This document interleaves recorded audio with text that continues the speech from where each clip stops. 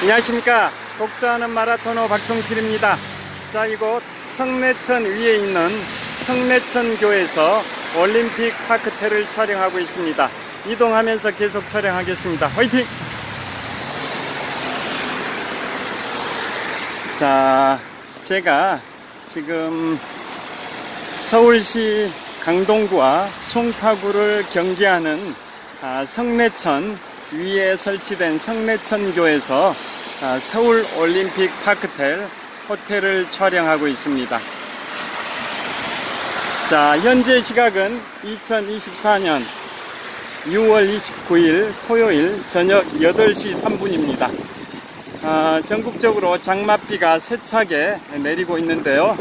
자, 이곳 서울도 장맛비가 거세게 내리고 있습니다. 제가 오늘은 지금부터 200여 년 전 유럽 대륙을 평정했던 프랑스의 나폴레옹 보나파르트의 수많은 승리의 전투 중에서도 나폴레옹에게 최고의 영광을 가져왔던 전투가 바로 1805년 12월 2일에 아우스터리츠 전투고, 그 영광을 영원히 기념하기 위하여 프랑스의 상징 개선문을 건립을 했습니다. 자, 각 나라마다 상징 건축물이 있는데요. 미국은 수도 워싱턴 DC에 워싱턴 모뉴먼트라는 높이 169m 높이의 화강암과 대리석으로 구성된 전세계 오벨리스크 중에 가장 높은 169m 높이의 워싱턴 기념탑이 있듯이, 프랑스에는 높이 324m의 에펠탑과 또 높이 50m의 개선문이 있습니다. 자,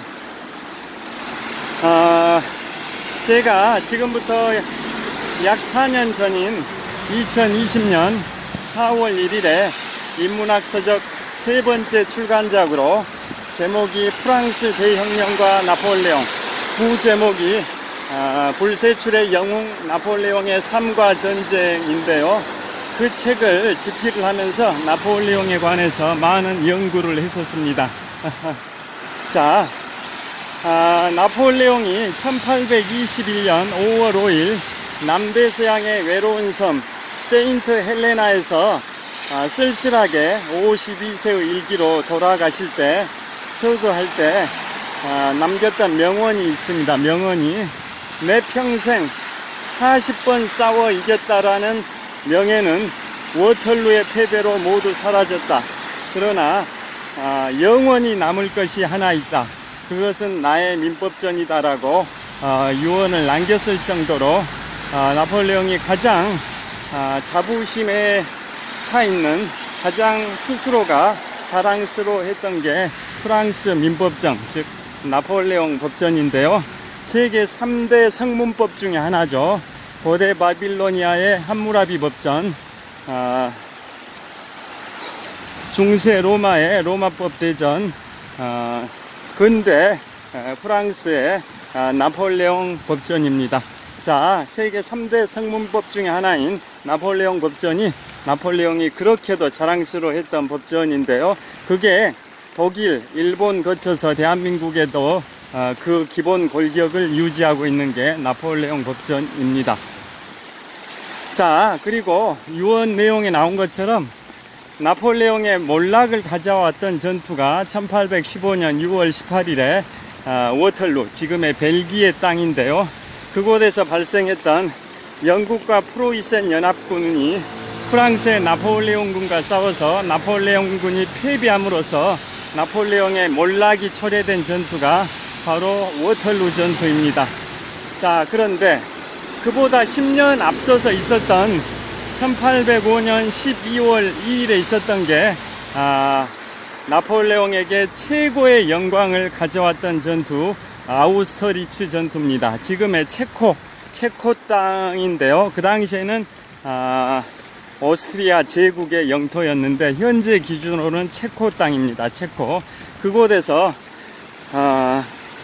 아우스터리츠 전투가 발생이 됐는데요. 그 전투가 나폴레옹 나폴레옹에게 영광을 가져왔던, 승리를 가져왔던 40번의 승리의 전투 중에서도 가장 최고의 영광을 가져온 전투고, 그걸 영원히 기념하기 위하여 이듬해인 1806년에 파리에 개선문을 공사를 시작했고, 나폴레옹이 1814년에 지중해 엘바섬으로 유배 갔던 그 기간이나, 또 1815년 지중해의 남대서양의 외로운 섬 세인트 헬레나로 유배 갔었던 그러한 기간들, 즉 나폴레옹이 실각했던 그런 기간에는 개선문 공사가 중단이 되기도 했는데요.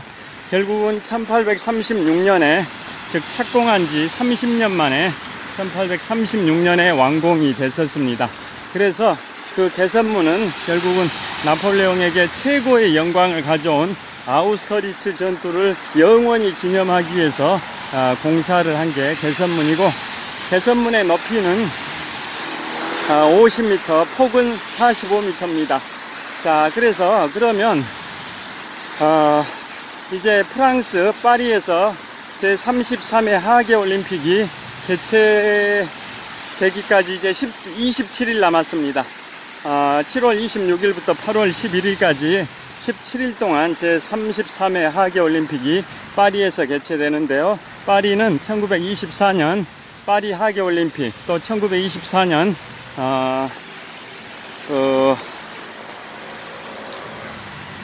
최초 동계올림픽이 열렸던 프랑스, 갑자기 생각이 안 나는데요. 동계올림픽 열렸던 것이 프랑스의 샤모니입니다. 샤모니. 자, 프랑스는 1900년에 제1회 하계올림픽, 제1회 하계올림픽은 1896년 그리스 아테네고, 제2회 하계올림픽이 1900년이었는데요. 그 2회 하계올림픽을 프랑스 파리가 개최를 했었고요. 또 1924년에도 파리에서 하계올림픽을 개최했었고요. 그 다음에 같은 연도인 1924년에는 샤모니에서 제1회 동계올림픽을 개최하기도 했습니다. 그러니까 프랑스는 1924년에 파리에서는 하계올림픽, 샤모니에서는 제1회 동계올림픽을 개최했습니다. 자, 프랑스 파리에서 하계올림픽을 두 번째로 개최한 때로부터 딱 100년 만인 다음 달에 제33회 하계올림픽을 개최하면 근대올림픽 역사상 영국 런던에 이어서 하계올림픽을 3번 개최한 두 번째 도시가 되는데요. 자, 그래서 이제 제가 요즘 프랑스에 관해서 많이 말씀을 드리려고 하는데요. 제33회 하계올림픽을 27일 앞둔 시점에서 제가 나폴레옹의 수많은 전투의 영광들을 영원히 기념하기 위해서 건립된 개선문 등에 관하여 말씀드리고 있습니다. 자, 이곳은 올림픽공원의 정문 역할을 하는 평화의 문 광장에 우뚝 세워져 있는 평화의 문입니다. 자, 저를 보여드리겠습니다. 자, 이곳은 올림픽공원의 정문 역할을 하고 있는 평화의 문 광장의 평화의 문입니다. 지금부터 36년 전 1988년 제24회 서울올림픽대회를 개최하기 위하여 조성된 공간인 올림픽공원의 정문 역할을 하고 있는 평화의 문 광장의 중심에 평화의 문이 있습니다.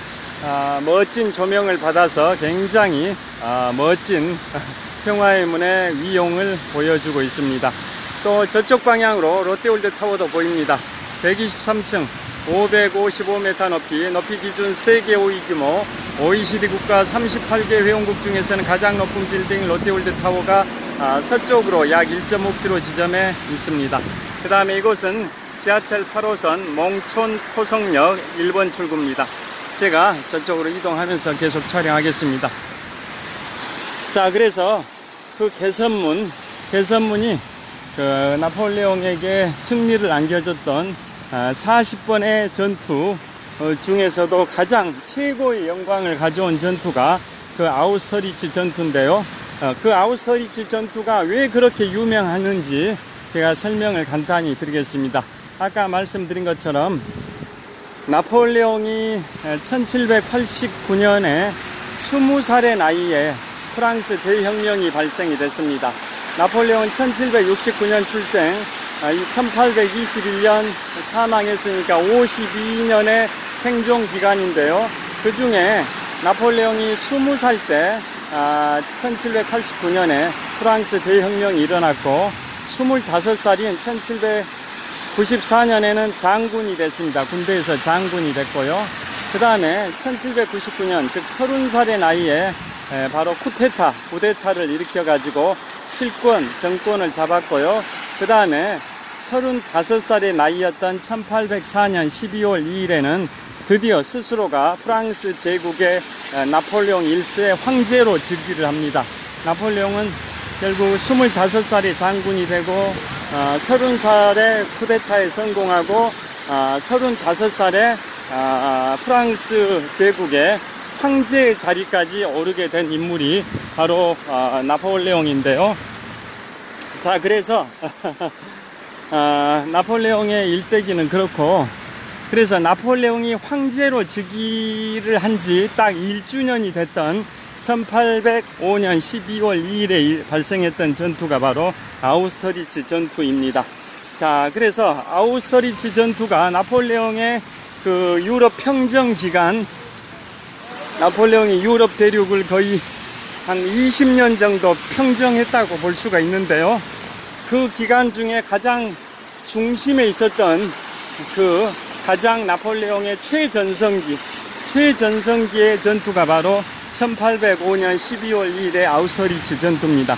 왜 그게 그렇게도 유명한 전투냐면, 그것은 이제 아까 말씀드린 것처럼 그 당시 나폴레옹이 프랑스 대혁명의 그러한 분위기를 유럽 대륙에 각 확산을 하려고 노력을 하고 있었던 거죠.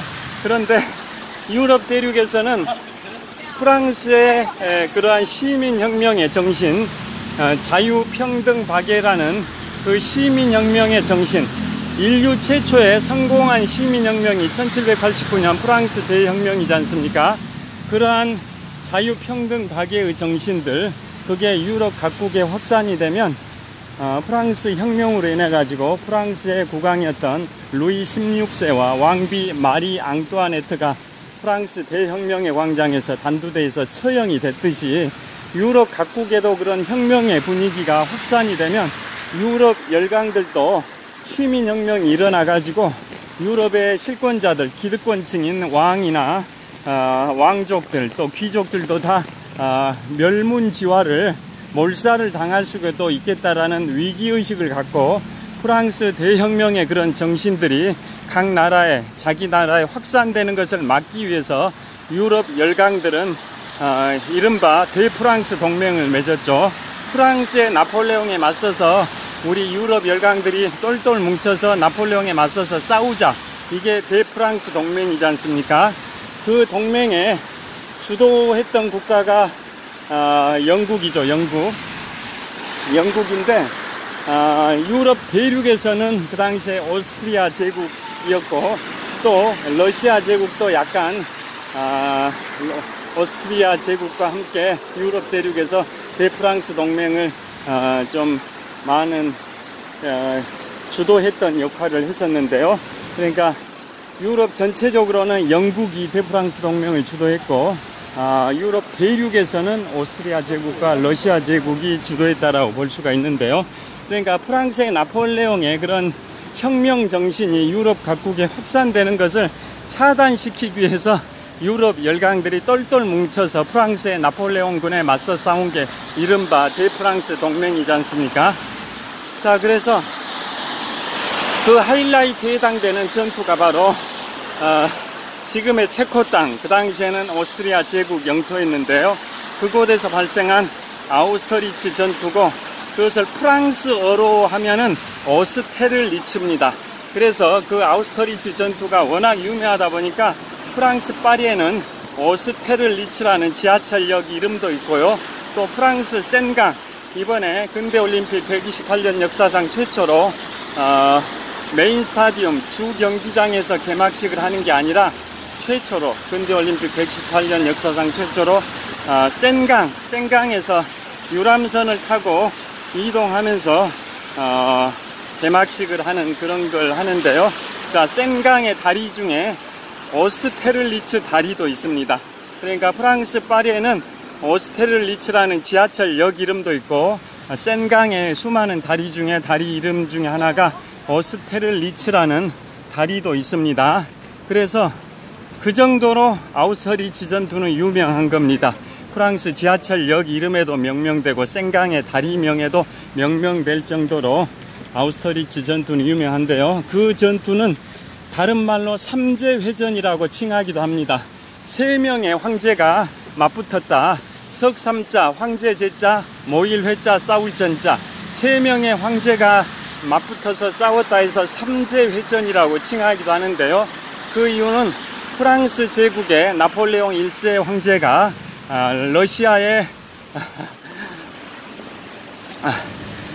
러시아의 이제 알렉산드르 1세 황제와 오스트리아의 프란츠 2세 황제의 연합군을 상대로 싸워가지고 나폴레옹이 승리를 했었습니다. 거의 모든 조건에서 나폴레옹 군에게 불리한 조건이었음에도 불구하고 그 불리한 점을 극복을 하고 나폴레옹 군이 승리를 했습니다. 그러니까 오스트리아의 프란츠 2세 황제와 러시아의 알렉산드르 1세 황제의 연합군을 상대로 프랑스 제국의 나폴레옹 1세가 승리를 거뒀던 전투입니다. 참고로 오스트리아의 프란츠 2세 황제는 프랑스 대혁명 당시에 프랑스 국왕 루이 16세의 왕비였던 마리 앙뚜아네트의 친오빠가 오스트리아 제국의 프란츠 2세 황제입니다. 자, 여동생도 프랑스 대혁명의 광장, 즉 반두레에서 처형이 돼버리고 그러니까 친오빠인 오스트리아 제국의 프란츠 2세 황제 입장에서는 속된 말로 열받아 버리는 거죠. 그래서 결국은 삼재회전이 발생이 됐는데요. 저희가 송파구청 앞 사거리 횡단보도를 건너고 있습니다. 자, 여기 건너서 계속 말씀드리겠습니다.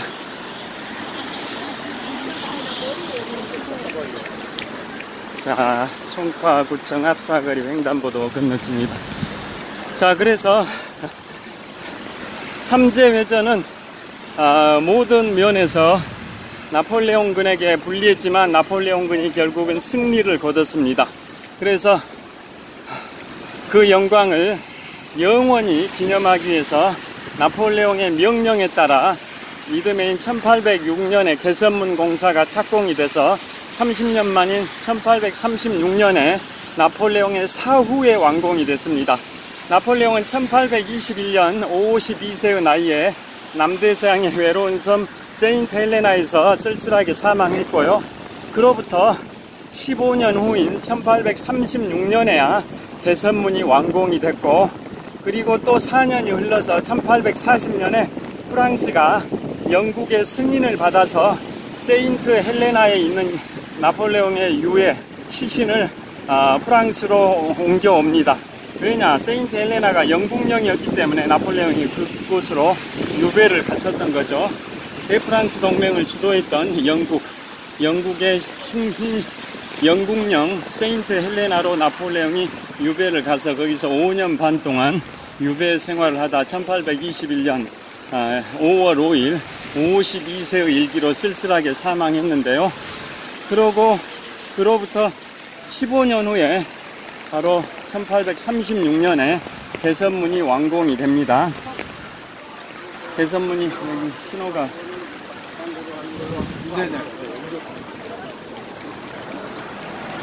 자, 개선문이 완공이 되고요. 완공된 지 4년 후인 1840년에 드디어 나폴레옹의 시신이 영국의 승인을 받아서 세인트 헬레나에서 프랑스로 옮겨옵니다. 자, 롯데월드 타워가 보입니다.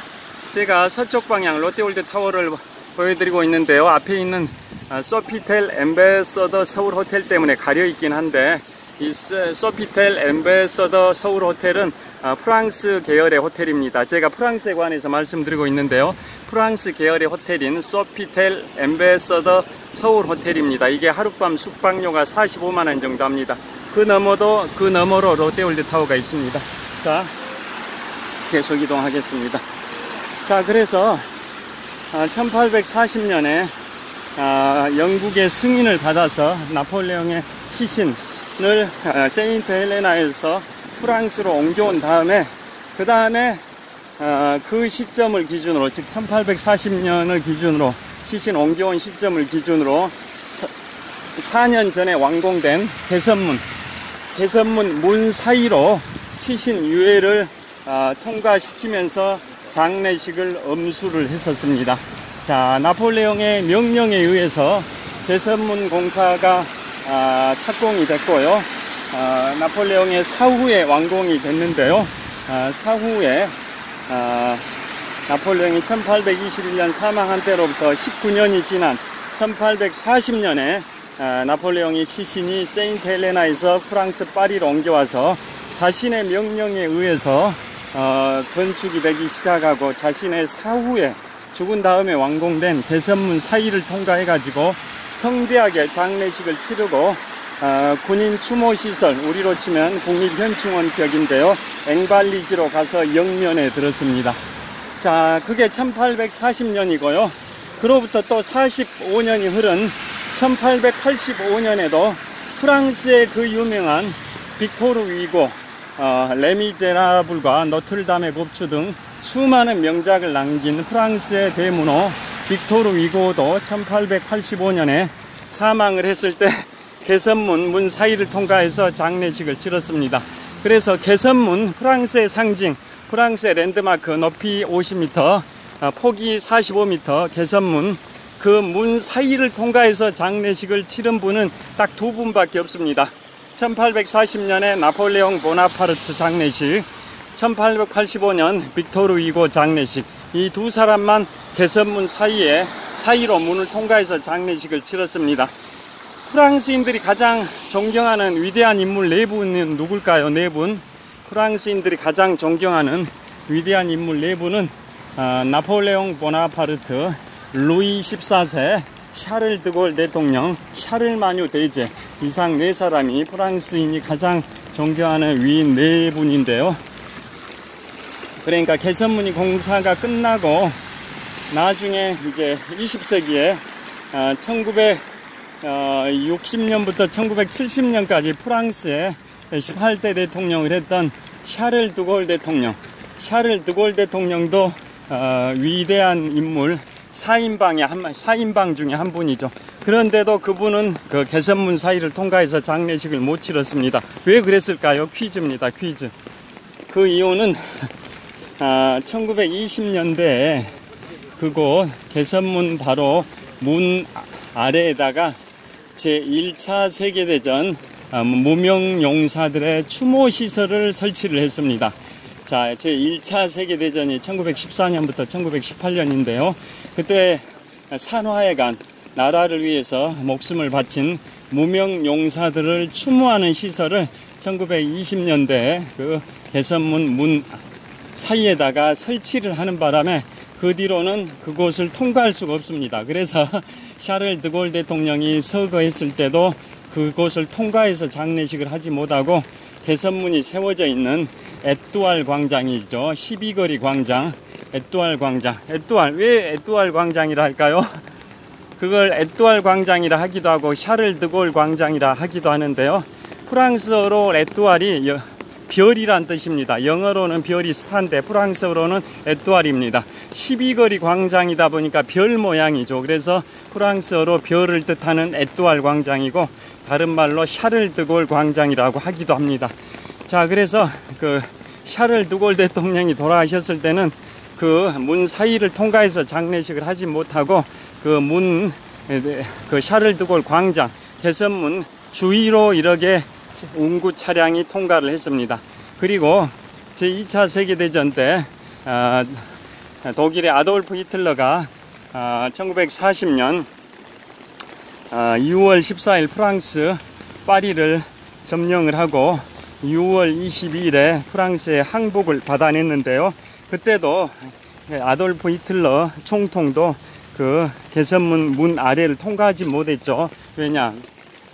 무명용사 추모시설이 설치되어 있었으니까요. 자, 이거 석촌호수 동호를 이제 걷겠습니다. 자, 그래서 여하튼 개선문, 그 개선문은 프랑스의 상징이자 나폴레옹의 수많은 전투의 승리 중에 최고의 영광을 가져온 바로 아우스터리츠 전투의 영광을 영원히 기념하기 위해서 건립된 게 개선문이고, 그것은 나폴레옹이 두 차례의 이탈리아 원정에 갔을 때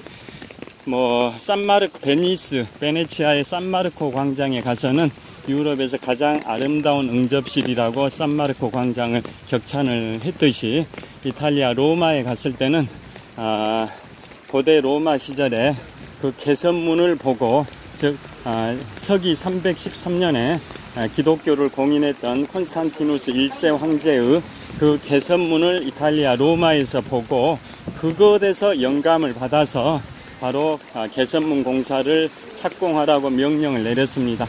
자, 고대 로마 시절에 서기 413년 기독교를 공인했던 콘스탄티누스 1세 황제가 건립한 개선문은 주변 국가들을 평정하고 개선하는 장군들, 개선장군이라고 하죠. 그들을 환영하기 위해서, 대대적인 쇼를 하기 위해서 개선식 할 때 그들을 위풍당당하게 통과시켜주기 위해서 만든 게 고대 로마의 개선문이지 않습니까? 그 개선문에서 영감을 받아서 나폴레옹도 프랑스 파리의 개선문을 착공하라고 명령을 내렸던 겁니다. 자, 그래서 오늘은 높이 50m, 폭이 45m의 프랑스 파리의 개선문을 말씀드렸고요. 그 다음에 그게 바로 고대 로마의 콘스탄티누스 1세 황제의 개선문에서 영감을 받아서 만든 건데요. 우리나라도 그 프랑스 파리의 개선문에서 영감을 받아서 만든 게 우리 독립문이죠. 독립문, 서대문구 현저동의 독립문. 그 다음에 북한의 평양의 대동강변에도 개선문이 있는데요. 북한이 1982년대인가 1982년경이니까 지금부터 한 42년 전에 대동강변에 개선문을 공사를 했습니다. 프랑스 파리의 개선문보다 더 규모가 있게 하기 위해서 세계 최대 규모의 개선문으로 북한이 만들었는데요. 그게 바로 높이 60m, 폭이 50m의 북한 평양의 개선문입니다. 그래서 프랑스 파리의 개선문이 원래 높이 50m, 폭이 45m, 세계 최대 규모였는데요. 1982년에 북한 평양의 개선문이 높이 50m, 높이 60m, 높이 60m, 폭 50m의 북한 평양의 개선문이 완공된 다음에는 프랑스 파리의 개선문은 세계에서 두 번째 규모가 되어버렸습니다. 자, 현재 잠실 석촌호수 동호와 서호를 연결하는 굴다리를 통과하고 있습니다. 자, 서호의 풍경을 한번 보여드리도록 하겠습니다. 제가 이곳에서 22년 4개월 동안 마라톤 훈련을 하고 있습니다. 자, 서호의 풍경입니다. 자, 동호와 서호를 연결하는 굴다리를 제가 굴다리 지금 현재 서호에 들어와 있고요. 서호에서 동호 방향을 촬영하고 있고요. 반대로 서호 방향입니다. 서호 한복판에는 롯데월드 야외 놀이시설인 롯데월드 매직 아일랜드가 있습니다. 그 다음에 이곳에서도 롯데월드 타워를 보여드리겠습니다. 동호의 북쪽변에 있는 롯데월드 타워입니다. 123층 555m 높이 기준 세계 5위 규모 OECD 국가 38개 회원국 중에서는 가장 높은 빌딩 롯데월드 타워가 동호의 북쪽변에 있습니다. 자, 계속 이동하겠습니다. 자, 비가 이렇게 많이 오는데도 산책하는 분들이 꽤 있습니다. 자, 그래서 오늘은 나폴레옹의 아우스터리츠 전투를 영원히 기념하기 위해서 개선문이 공사됐다라는 걸 말씀드렸고요. 그 다음에 재밌는 얘기를 하나 해드리겠습니다. 그 아우스터리츠 전투가 얼마나 큰 영향을 미쳤냐면 바로 독일이 제1제국, 제2제국, 제3제국으로 구분을 하는데요. 독일의 제1제국이 서기 966년에 오토 1세에 의해서 시작을 한 신성 로마 제국입니다. 독일의 제1제국은 서기 966년 오토 1세에 의해서 시작된 신성 로마 제국인데요. 그게 1806년 멸망을 해버립니다. 왜 그러냐? 바로 아우스터리츠 전투에서 오스트리아 제국이 패배를 해버려 가지고 결국은 신성 로마 제국이 시작된 지 844년 만에 신성 로마 제국이 멸망을 해버렸습니다. 즉 1805년 12월 2일에 아우스터리츠 전투에서 오스트리아 제국과 러시아 제국의 연합군이 나폴레옹의 프랑스 제국에게 패배를 한 거죠. 그래서 그 패배의 여파가 워낙 크다 보니까 결국은 오스트리아 제국, 즉 신성 로마 제국입니다. 신성 로마 제국의 844년의 역사가 막을 내려버렸습니다. 서기 966년에 시작이 돼서 1806년까지 844년 동안 존속했던 독일의 제1제국에 해당되는 신성 로마 제국이 멸망을 해버렸습니다. 그 정도로 파급력이 컸던 게 아우스터리츠 전투입니다. 자, 그 다음에 또 하나 재밌는 사실이 있습니다. 자, 독일의 제2제국은 1871년에 보불전쟁이죠. 프랑스와 프로이센 간의 전쟁을 보불전쟁이라고 하는데요. 그러니까 독일과 프랑스 간의 전쟁입니다. 자, 이거 잠실 석촌호수 서호 남쪽 조깅로에서 서쪽 방향을 촬영하고 있습니다. 자, 반대로 이번에는 동쪽 방향을 촬영하고 있습니다. 잠실 석촌호수 서호 남쪽 조깅로에서 동쪽 방향을 촬영하고 있고요. 반대로 이번에는 서쪽 방향을 촬영해 보겠습니다. 자, 잠실 석촌호수 서호 남쪽 조깅로에서 서쪽 방향을 촬영하고 있습니다. 자, 이번에는 롯데월드타워입니다. 자, 롯데월드타워 동호 북쪽변에 있는 롯데월드타워입니다. 123층 555m 높이 기준 세계 5위 규모 OECD 국가 38개 회원국 중에서는 가장 높은 빌딩 롯데월드타워가 동호 북쪽변에 우뚝 솟아 있습니다. 자, 그 다음에 서호를 촬영하고 있고요. 자, 이걸로 보여드리겠습니다.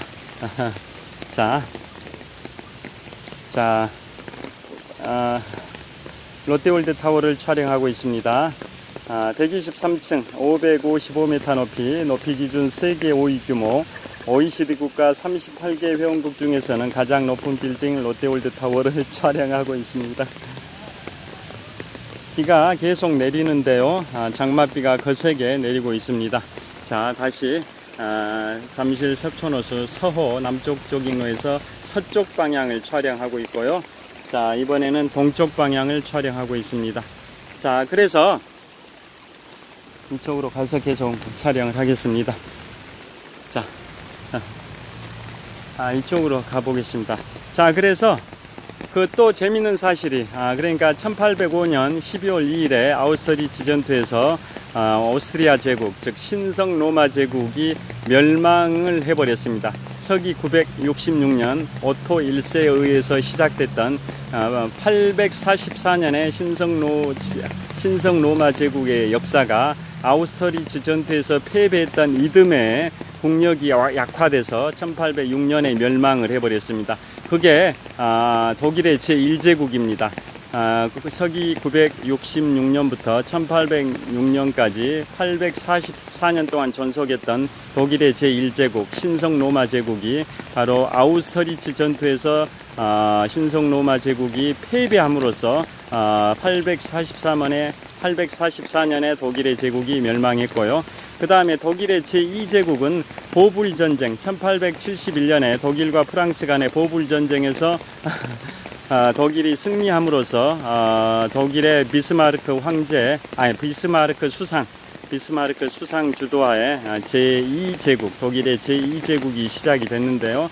그런데 1918년 제1차 세계대전에서 독일이 패배함으로써 독일의 제2제국이 또 멸망이 됐고요. 그 다음에 1933년에 아돌프 히틀러가 국가사회주의 독일 노동당, 즉 나치당을 창건함으로써 독일의 제3제국이 시작이 됐는데 1945년 5월 8일에 독일이 항복함으로써 제3제국도 멸망을 했습니다. 여하튼 독일의 제1제국, 제2제국, 제3제국을 설명해 드렸는데요. 그 중에 제1제국에 해당되는 게 신성로마 제국이고 아우서리츠 전투 때문에 신성로마 제국의 844년의 역사가 문을 닫았습니다. 그 정도로 파급력이 컸던 전투가 아우서리츠 전투고요. 그 다음에 나폴레옹과 동시대를 살았던 영국의 윌리엄 피트 수상이 있습니다. 나폴레옹은 1769년생인데 윌리엄 피트는 그보다 10살이 많은 1759년생인데요. 나폴레옹은 25살의 나이 1794년에 군대의 장군이 되고 35살에 이제 황제가 됐다고 말씀드렸는데요. 같은 맞수였던 영국의 대프랑스 동맹의 주도 국가였던 영국의 수상이 누구였냐? 윌리엄 피트 수상입니다. 나폴레옹보다 10살이 많긴 한데 나폴레옹은 25세 장군이 됐지만 윌리엄 피트는 24살에 영국의 수상이 됐습니다. 최연소 수상입니다. 영국의 최연소 수상 윌리엄 피트는 24살에 영국의 수상이 됐는데요. 자, 아버지도 윌리엄 피트입니다. 그래서 아버지와 구분하기 위해서 아버지를 대피트라고 아들을 소피트라고 하는데요. 아버지도 영국 수상을 했고 아들인 소피트도 영국의 수상을 했습니다. 자, 그래서 24살의 나이였던 1783년에 윌리엄 소피트가 영국의 수상을 했습니다. 그래서 1783년이면 미국이 영국과의 독립전쟁 8년의 막을 내리는 1783년 9월 1일 파리 조약을 통해서 영국으로부터 미국이 독립을 승인받았는데요. 그 직후 1783년에 24살의 나이로 윌리엄 소피트가 영국의 16대 총리가 됩니다. 그러고 총리 생활을 약 한 18년 하다가 1801년에 물러났고 또 3년 후에 1804년에 다시 영국의 18대 총리로 복귀를 합니다. 자, 그러니까 영국에는 총리를 2번 한 경우가 꽤 있습니다. 지금 말씀드리는 윌리엄 소피트가 16대 총리와 18대 총리를 했고요. 아우서리츠, 그 다음에 나폴레옹의 몰락을 가져온 웰링턴 워털루 전투의 승리의 주역 영국의 웰링턴 장군 아서 웰즐리 웰링턴, 그분도 25대 총리와 28대 총리를 했었고요. 그 다음에 2차 세계대전의 영웅 윈스턴 처칠도 61대 총리와 63대 총리를 했었습니다. 자, 여하튼 이처럼 영국에는 총리를 2번 한 경우가 꽤 있었는데요. 그 중에 지금 말씀드리고 있는 윌리엄 소피트가 16대 총리와 18대 총리를 했었습니다. 그래서 16대 총리는 1783년부터 1801년까지 18년 동안 했고요. 그 다음에 18대 총리는 1804년 5월 10일부터 1806년 1월 23일 사망할 때까지 47세의 나이로 사망할 때까지 18대 총리를 했습니다.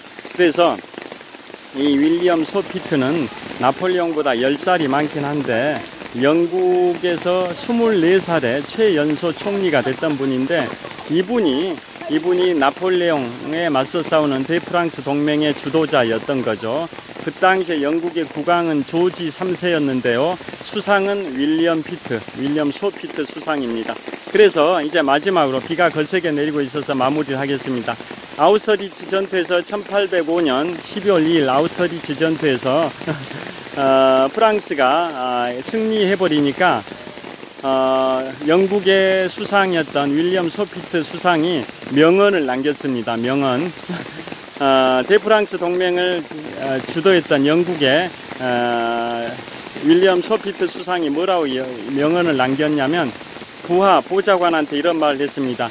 이 세계 지도는 똘똘 말아가지고 창고에다 쳐박아 놓게 앞으로 10년 동안은 볼 일이 없을 걸세라고 명언을 남겼습니다. 즉 나폴레옹의 최전성기에 나폴레옹의 승리의 전투가 바로 아우스터리츠 전투다 보니까 그 아우스터리츠 전투로 인해 가지고 나폴레옹이 유럽 대륙을 평정해서 만들어진 그 지도는 앞으로 10년 정도는, 최소한 10년 동안은 그 지도가 바뀌지 않을 것이다. 나폴레옹이 장악한 유럽 대륙의 그러한 지도가 나폴레옹이 유럽 대륙을 평정해서 만들어낸 그 유럽 대륙의 지도가 앞으로 10년 동안은 바뀌지 않을 테니까 이 지도를 똘똘 말아가지고 그냥 창고에다 처박아 놔라.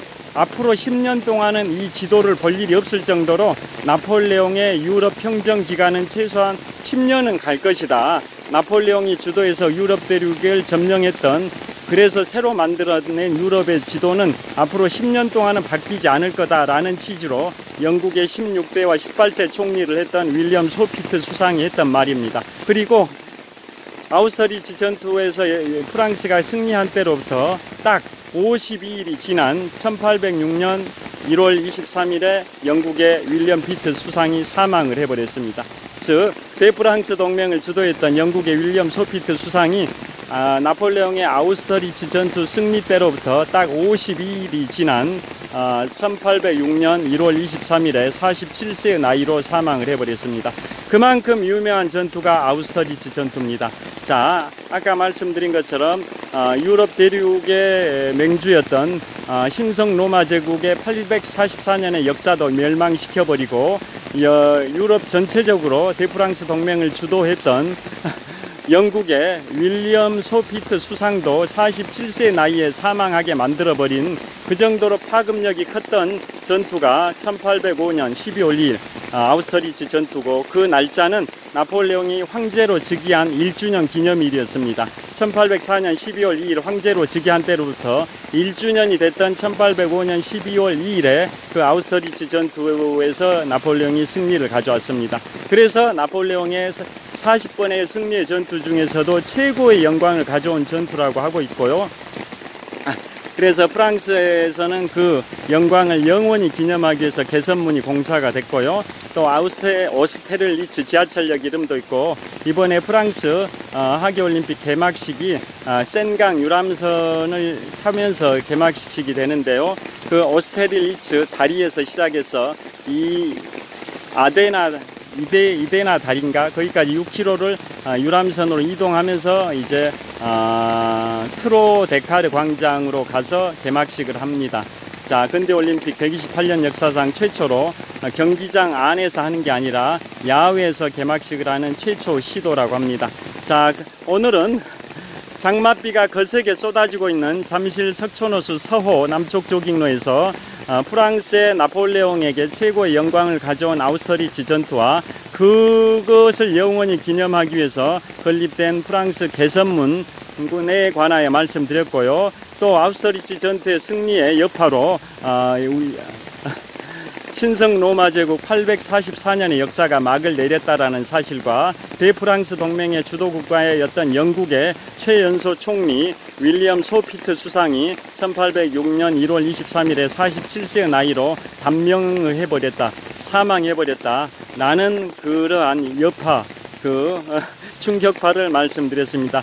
자, 정말 비가 거세게 내리고 있습니다. 이제 촬영을 마무리하도록 하겠습니다. 정말 세차게 비가 내리고 있는 잠실 석촌호수 서호의 남쪽 조깅로입니다. 제가 이곳에서